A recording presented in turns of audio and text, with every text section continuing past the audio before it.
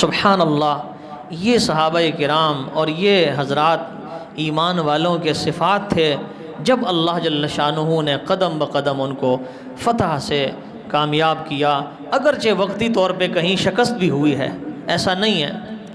تو اس غزوہ کے اندر منافقین نے بڑی مکاری کے ساتھ، چال کے ساتھ حضور صلی اللہ علیہ وسلم سے اپنا مسئلہ حل کروا لیا کہ اللہ کے نبی ہم اس وجہ سے نہیں جا سکے، ہمارے گھر کے اندر بیماری تھی، کسی نے کہا میرے جو ہے وہ والد کا مسئلہ ہے، والدہ کا، کسی نے بھائی کا، کسی نے بہن کو، جو بھی مسئلے تھے وہ تقاضے اور وہ عذر پیش کرتے رہے۔ اللہ کے نبی صلی اللہ علیہ وسلم اپنی شرافت کی وجہ سے، مروت کی وجہ سے ان کے عذر کو سنتے رہے اور کہتے ٹھیک ہے بھائی، ٹھیک ہے ٹھیک ہے۔ اللہ کی شان، ان میں کچھ ایمان والے سچے مومن بھی ایسے تھے جو رہ گئے تھے، نہیں جا سکے۔ 3 لوگ ہیں جو احادیث مبارکہ میں بھی آتے ہیں اور آج کی جو ہم نے تلاوت کی ہے اس میں بھی 3 لوگوں کا ذکر ہے۔ وَعَلَى الثَّلَاثَةِ الَّذِينَ خُلِّفُوا حَتَّى إِذَا ضَاقَتْ عَلَيْهِمُ الْأَرْضُ بِمَا رَحُبَتْ، فرمایا یہ 3 لوگ رہ تو گئے لیکن زمین ان پر تنگ ہو گئی تھی۔ کیا ہوا؟ ان تینوں نے سوچا، کعب بن مالک، ہلال ابن امیہ اور مرارہ بن ربیعہ، یہ 3 صحابہ تھے۔ انہوں نے آپس میں مشورہ کیا کہ بھائی لگی لپٹی نہیں کریں گے، سیدھی سیدھی بات کرتے ہیں، آؤ چلتے ہیں۔ حضور صلی اللہ علیہ وسلم کے پاس آ گئے، مسجد نبوی میں تشریف فرما تھے۔ تینوں نے کہا اللہ کے رسول، ہم اگر چاہیں تو ہم زمین و آسمان کو آپس میں ملا دیں۔ اور ان میں جو کعب ابن مالک تھا بہترین قسم کا خطیب تھا اور بہترین اللہ نے ان کو فصاحت اور بلاغت سے نوازا ہوا تھا، اپنے شعر و شاعری سے 1 منٹ میں لوگوں کو متاثر کرتے تھے۔ تو فرمایا اللہ کے رسول اگر ہم چاہیں اور ہم جھوٹ بول کر آپ کو متاثر کر لیں تو یہ کر سکتے ہیں، لیکن سچ بات یہ ہے کہ ہم اپنی سستی کی وجہ سے نہ جا سکے۔ اللہ کے نبی صلی اللہ علیہ وسلم تینوں سے ناراض ہو گئے، اور کسی صحابی کے لیے قیامت سے کم نہیں ہوگا کہ اس سے اللہ کا نبی ناراض ہو جائے۔ تو ایسے ناراض ہو گئے کہ یہ صحابہ فرماتے ہیں کہ جب ہم مسجد میں آتے تھے نماز پڑھنے کے لیے تو حضور صلی اللہ علیہ وسلم اپنا رخ بدل لیتے تھے، نہیں دیکھتے ہماری طرف۔ جب ہم سامنے آتے تو آپ علیہ السلام اس طرف منہ کرتے، جب ہم ادھر آتے تو آپ علیہ السلام ادھر منہ کرتے۔ یہ دن گزرتے گئے، ہم بڑے پریشان، بازار میں نکلتے کسی کو سلام کہتے تو وہ آگے سے جواب نہیں دیتا تھا۔ حضور علیہ السلام نے منع کر دیا، سوشل بائیکاٹ۔ کسی سے کوئی سودا لیتے تھے وہ کہتے نہیں ہے بھائی ہمارے پاس، ہم سے کوئی سودا لین دین نہیں کرتا تھا۔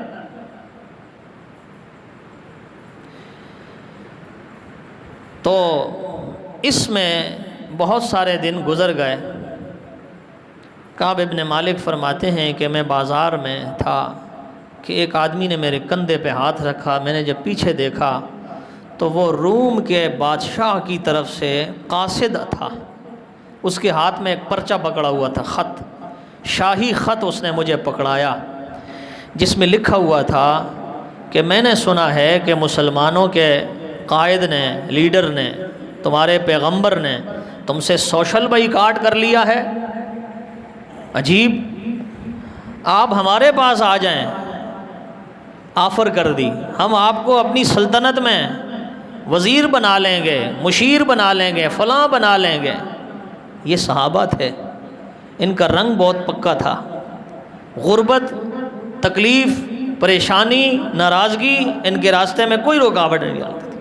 اللہ کے نبی کے ساتھ چمٹے ہوئے لوگ تھے اور سچے ایمان والے تھے۔ انہوں نے خط کو پھاڑا، بلکہ خط کے اسی ایک کونے پہ انہوں نے یہ جملہ لکھا، اور لکھا کیا تھا، اس نے یہ سارا لکھا ہوا تھا اور کہا میرے پاس آ جا، ہم آپ کو عزت بھی دیں گے اور آپ کو سلطنت میں سے حصہ بھی دیں گے۔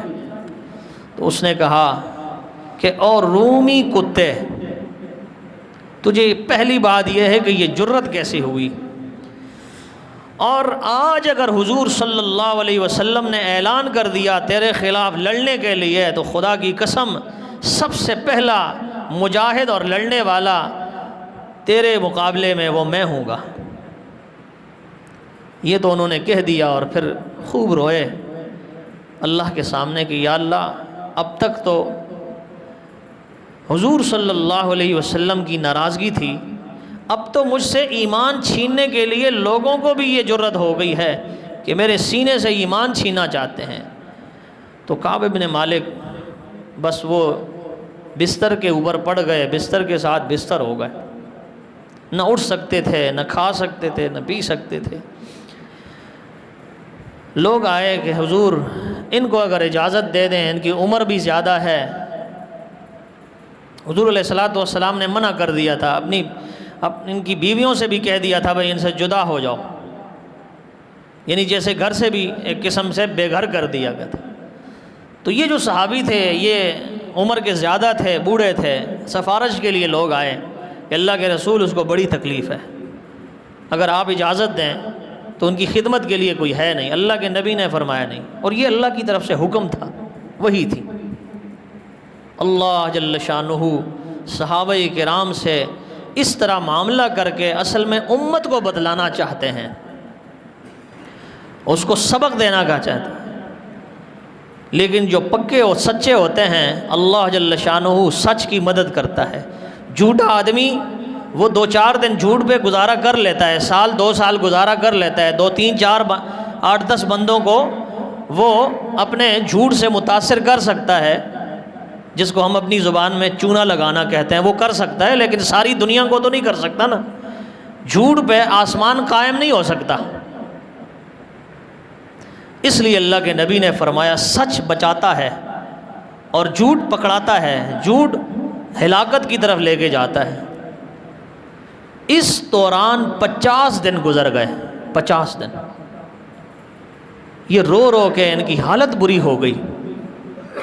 50 دن کے بعد اللہ کی طرف سے یہ قرآن کی آیتیں اتر گئیں، وَعَلَى الثَّلَاثَةِ الَّذِينَ خُلِّفُوا حَتَّى إِذَا ضَاقَتْ عَلَيْهِمُ الْأَرْضُ بِمَا رَحُبَتْ۔ اور پھر آگے اللہ نے ان کی توبہ کا ذکر کیا کہ ہم نے ان کی توبہ کو قبول کر لیا ہے، ان کے ساتھ ہم نے صلح کر لی ہے، اور پھر فرمایا تم بھی ایسی توبہ کرو، یا ایھا الذین آمنوا اتقوا اللہ وکونوا مع الصادقین، اے ایمان والو اللہ کا خوف اپنے دلوں کے اندر ایسے پیدا کرو جیسے ان لوگوں کے اندر ہے، وکونوا مع الصادقین، اور سچوں کے ساتھ ہو جاؤ جیسے یہ سچے ہیں۔